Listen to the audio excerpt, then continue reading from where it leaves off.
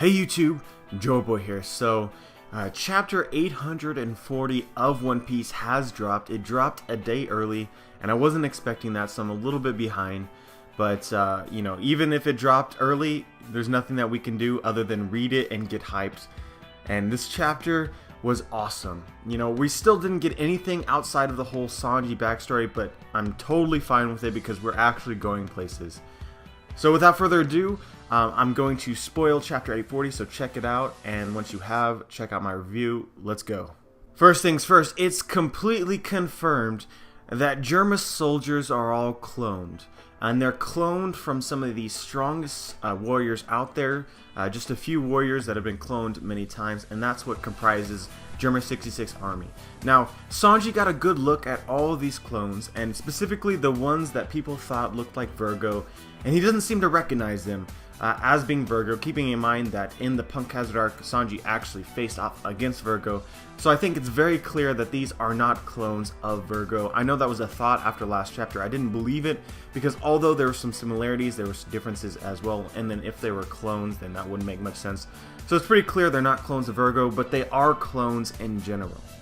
And so it's still not spelled out for us. It's still not spelled out whether or not Sanji and his siblings are also some kind of clone. But it is confirmed that they are in fact genetically engineered, super augmented humans. Basically, Judge Vinsmoke is one of the top scientists in the world. In the past, he specifically worked with Vegapunk, and there's some really awesome information dropped on Vegapunk as well, which I'll get into in a second. But so he is one of the top scientists in the world, and he figured out how to manipulate genes in order to create the 4 quadruplets, as well as Reiju as well. I believe Reiju is part of this, but she may not have the same kind of advancement as the other siblings. It's really hard to tell. Specifically, at the end of the chapter, they talk about how all of the children of the Vinsmoke have developed their exoskeletons. But except for Sanji. And so an exoskeleton basically makes them like, that's like an equality of an insect, which is why insects, despite their size, are really hard on the outside, because they have exoskeletons. And so this totally explains why all of Sanji's siblings are so hard, and why specifically Yanji, after Sanji beat his face in, used a press to remold his face. Basically, he isn't a cyborg. I know I said that in the past, but there is something to him which made him harder, and this turned out to be an exoskeleton. But I still do believe that they are in fact clones. In this chapter specifically, Judge referred to them as his greatest creations. But also in the same chapter, it's revealed that they have some sort of mother that died a long time ago. So it's very unclear, but we still do know that at the very least they're twins, which would technically make them some form of clone in the first place, but just like not a form of experiment clone, but rather just life itself producing its own kind of clone, which is really what a twin is. So Yanji and Sanji look exactly the same, but I do think that there was something that Judge did in order to create at the same time 4 children, all of which he deemed as his greatest experiment. Going into Sanji's mother for a second, it's clear that she died a long time ago, so there are several popular theories that were out there that suggested that, it was something involving Sanji's mother, which ultimately led to Sanji's hate of the Vinsmoke family. But this really does not seem likely at this point in time, given that Sanji still had hope for his family at the point in time in which his mother was already dead. And it wasn't until the Vinsmokes basically gave up on him and gave up on his abilities, and then took away the things that he loved, that he came to hate his family. And so this had nothing specifically to do with his mother, which really kind of paints his mother as an irrelevant figure at this point in time. Although it is still possible that his mother, gave something to Sanji in his youth, which made him slightly different from all of his siblings in terms of the fact that he seems incredibly nice compared to his brothers, and then, likes cooking, etc.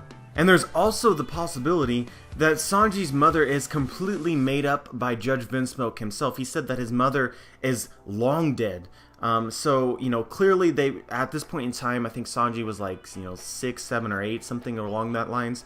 And so it's clear that he doesn't have too much interaction with his mother.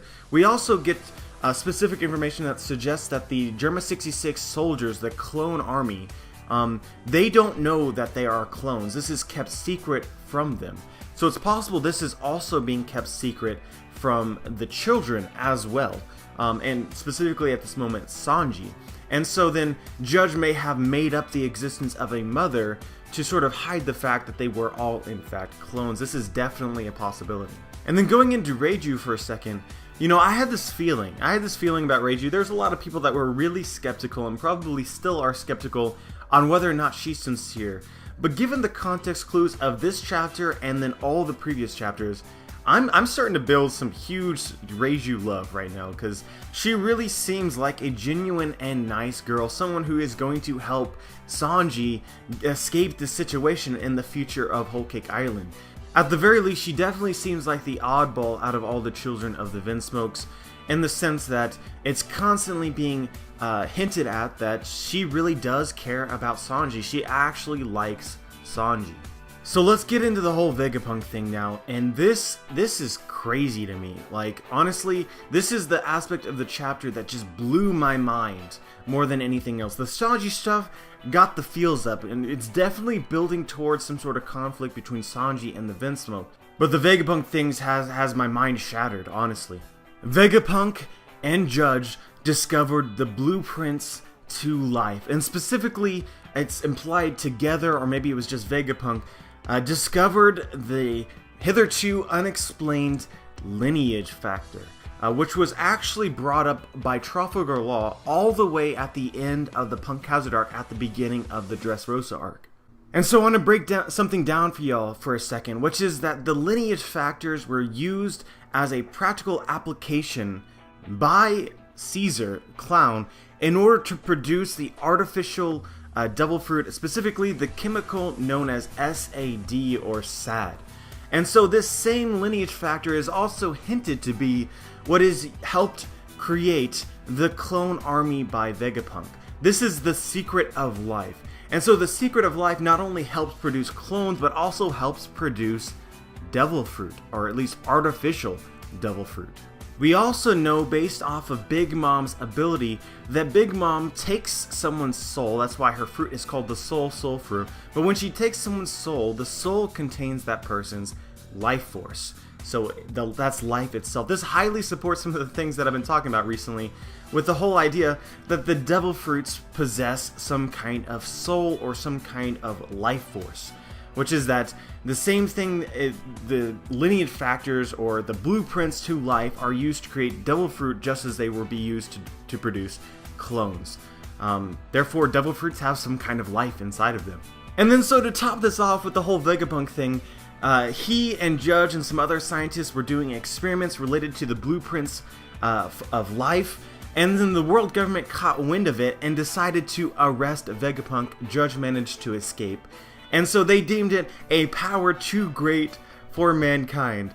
And then Vegapunk, in part of the world government, continued on his research clearly as he was doing experiments with devil fruits, etc. And then also, taught what he knew to Caesar Clown. All of this, the world government now supports because it's like under their control. So fuck the world government, man. Fuck them. Like, for real, like, hypocritical bastards. That's what they are. And so my real question at this point in time is, how does Germa 66, its existence, when did it come into existence? At what point in time? And then when did they have control over the North Blue? Because we're led to believe that in the past, Judge and Vegapunk were scientists together. And then, Brook seems to have some sort of history with dealing with Germa 66. Specifically, he seems to have a lot of specific knowledge about what they're capable of, which kind of suggests that, at the very least, he had some run-in with them, which was a very long time ago, if that was the case. So, this whole sequence of events with, Germa 66 once ruling the North Blue, the creation of the legendary army Germa 66, as well as, when Judge was working as a scientist with Vegapunk on the lineage factors. I don't understand how this all ties together at this point in time. But one thing this all does do is this highly supports the notion that Vegapunk is working with the revolutionaries, because as we know, Vegapunk was at one point in time arrested by the world government. And then he was doing experiments on his own, but then the world government sort of took over and was like, well, the only way you're doing these experiments is if you do them for the world government and not anyone else, which would definitely breed the kind of situation which would create a revolutionary such as Vegapunk. I could definitely see Vegapunk having no love for the world government whatsoever. And so the last thing that I want to talk about in regards to this chapter is it does not look so good for Sanji versus Niji, and specifically Ichiji, who I get a bigger impression is actually like the strongest Vince Milk child. Niji, he cracked his ribs with his electric blue knee to the back, pretty much took out Sanji in one hit. And so this might end up becoming a situation similar to Trafalgar Law and Doflamingo. I still believe to this day that Oda should have written in Law as the man who defeated Doflamingo. Given the history between the two characters, I think that it was necessary for Law to actually be the person to defeat Doflamingo just for the feels. But unfortunately, Oda basically created a situation where Law wasn't strong enough, and Luffy, being the main character, had to take care of his problem for him, which is kind of a recurring theme throughout the story, like such as Nami, all the way back in the Arlong Park arc. She was the one who had the history with Arlong, but she just wasn't strong enough to take on Arlong, therefore Luffy had to do it for her. So perhaps Sanji isn't strong enough to take on his genetically augmented brothers, given that he is just a quote-unquote normal human, and therefore Luffy will have to do it for her. I don't want to believe that, but I definitely think it's something that we should be thinking as a possibility. But yeah, guys, wow, this was a really, really good chapter. I'm actually hoping that we get more of this the next chapter. Specifically, how did Sanji escape? Clearly, at the end of this chapter, it didn't look so good for little Sanji because he was trapped, and they basically wanted to erase him from history. And clearly, they didn't know where he left to after he left Germa 66, because they spent several years after this looking for him. And so, you know, did they let him go? It doesn't seem likely. It seems more likely that he escaped in some way, and if he did escape, then that would mean that somebody helped him, because he's not strong enough on his own. So right now, my only guess as to how Sanji could have escaped would have been through Reiju. But that isn't revealed information yet. That's just a speculation, so I hope that we actually get an official answer next chapter. Regardless, love the chapter. I want to hear what you guys think, see if you noticed anything that I didn't notice, or want to say something. Like the video if you liked the video. I'd appreciate it if you subscribed, and as always, dudes, have a wonderful day.